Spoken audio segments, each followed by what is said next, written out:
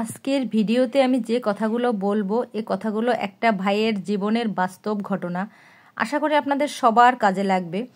Please কথাগুলো মনোযোগ দিয়ে শুনবেন। কথাগুলো এমন ছিল, উনি বলছিলেন আমার বয়স 30 বছর, বিয়ের 3 বছরের মাথায় গত বছর আমি আমার প্রাক্তন স্ত্রীকে খুবই জঘন্যভাবে ডিভোর্স দিয়েছি। তার বিয়ের আগের কিছু কাহিনী নিয়ে তার মান সম্মান মেরে তারপর ডিভোর্স দিয়েছি। সে আমাকে বিয়ের পর আমাকে অনেক ভরসা দিয়েছিল, কিন্তু আমার তার প্রতি মহব্বত কাজ করতো না। তাছাড়া আমার পরিবার আমার দাম্পত্য জীবন নিয়ে সাপোর্ট করতো না। আমি সবসময় তার থেকে আমার পরিবারকে প্রাধান্য দিয়েছি। তাদের কথা শুনে আমি তার থেকে নিজেকে গুটিয়ে নিয়েছিলাম। তার হক অধিকার আমি পালন করতাম না। একজন বউ হিসেবে তার প্রাপ্য আমি দিতাম না।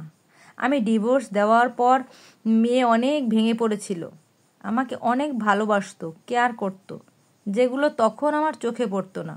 মোট কথা আমার খুবই যত্ন করতো, ভালোবাসতো, কিন্তু আমি সব পেয়েও বুঝতাম না। তারপর আমি আবার বিয়ে করি।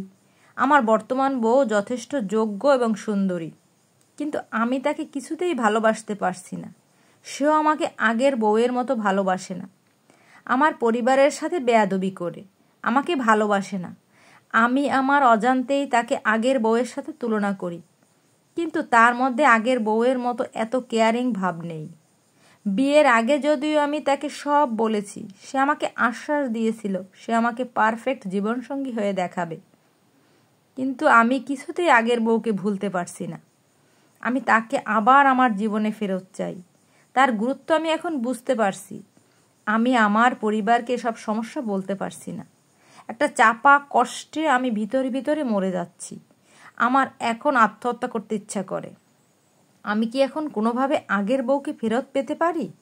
আমি তাকে ছাড়া নর্মাল হতে পারছি না। আমি তাকে অনেক কষ্ট দিয়েছি। সেই পাপ হয়তো আল্লাহ আমাকে দিচ্ছেন।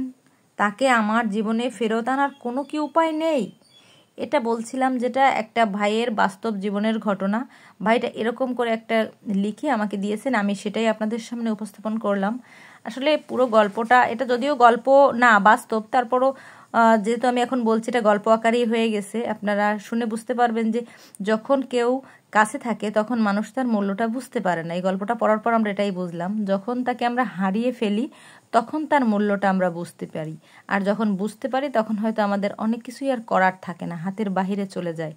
এজন্য এটাই আমি বলবো, যখন যে জিনিসটা আমাদের হাতের নাগালে থাকে তখন আমরা সেই জিনিসটার সম্মান করব, উপযুক্ত মূল্য দেব, উপযুক্ত দাম দিব, মানে মূল্যায়ন করব।